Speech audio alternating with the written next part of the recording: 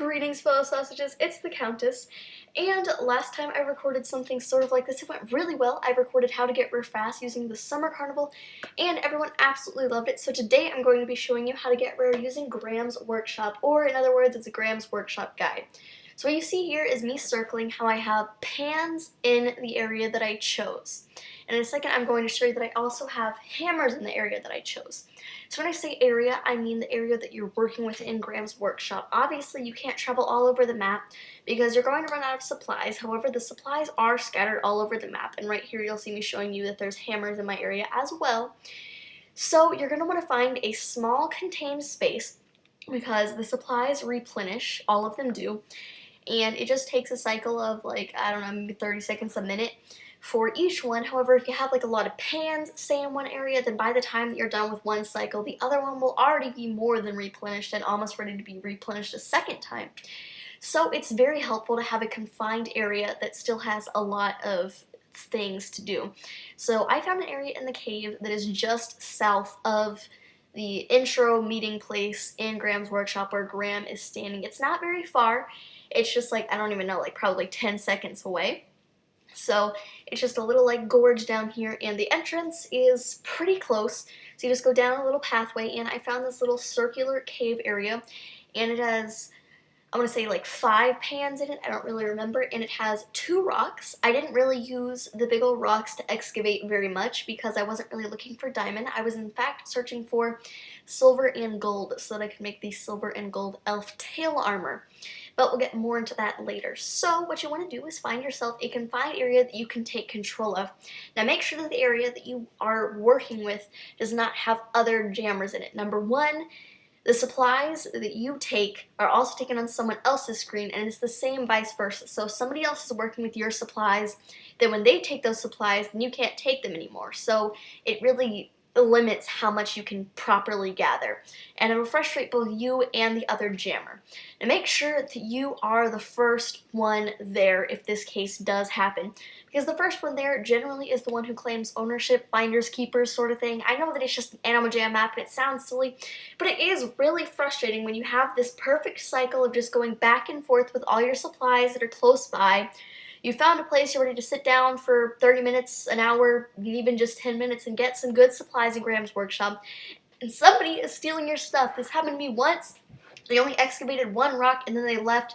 So I was very happy, and then towards the end there was a person who stayed and continuously excavated my rocks. Luckily I was quitting and I wasn't looking for gemstones or rock, but if I was, then that would have been kind of frustrating. So luckily they did notice that I was just getting the silver and gold, and they let me pan and they didn't take any of that. So that was fine.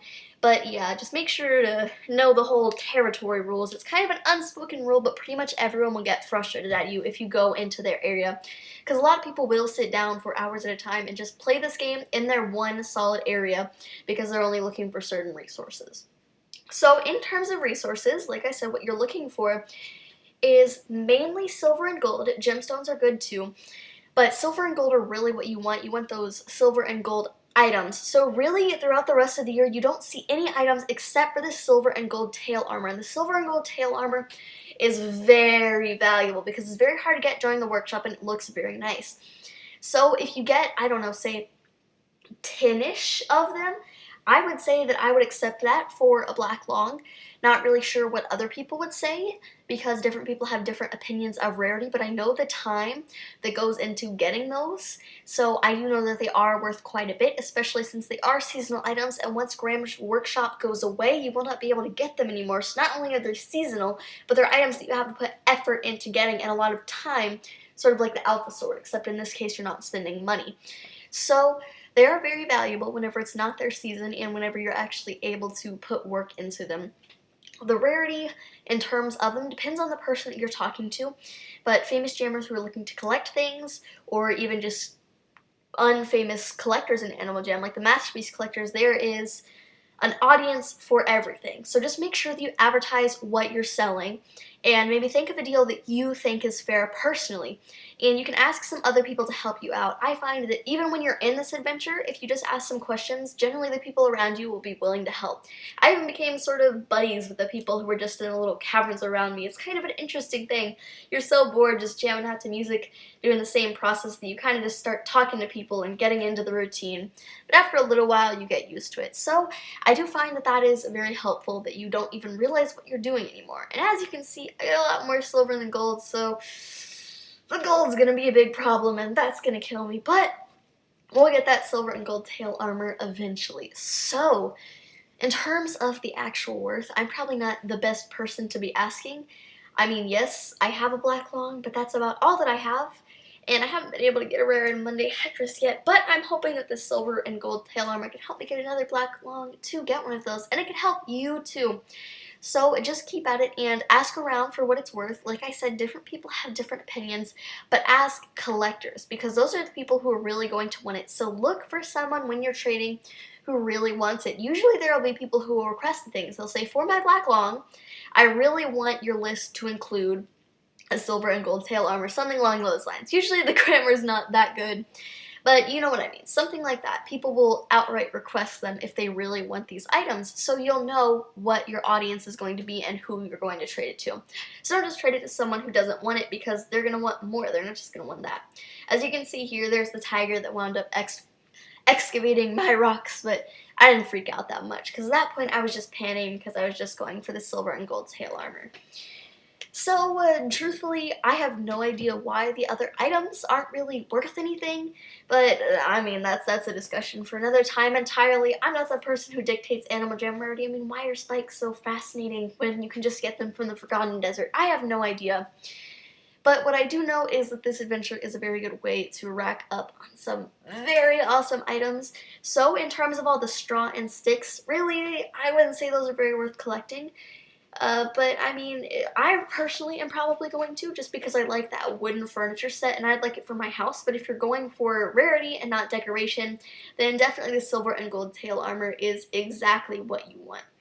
So I'd say for this footage is only 10 minutes long, but before this I was playing for about 30 minutes and I got about 100 silver and like, I don't know, 25 gold. So that should give you about an idea of how much you earn and how fast. So it is a tedious process. I would suggest just putting on some music and chilling for a little bit. And don't worry, by the way, because I know that after a little while you get tired and you want to take a break, but whenever you quit, and I did confirm this with some of my fellow players, and I actually, at the very end, you'll see I actually did it myself just for a second confirmation. When you quit, you do keep all of the items that you earned during the adventure, so that next time when you play, you won't have to start from scratch.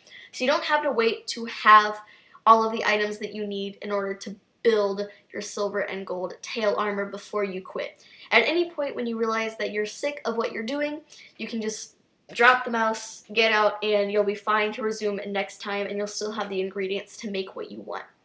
So that about wraps up this little quick tutorial for Graham's workshop. If you would like to see anything else like this, then let me know. Last time it went really well. This time, hopefully it goes just as well. And if you're still enjoying this stuff and you want to know how to get rare in other ways that are not in this seasonal cavity, then just leave a like and let me know, and you'll be sent an invisible high five from a hamster within 0.001 seconds.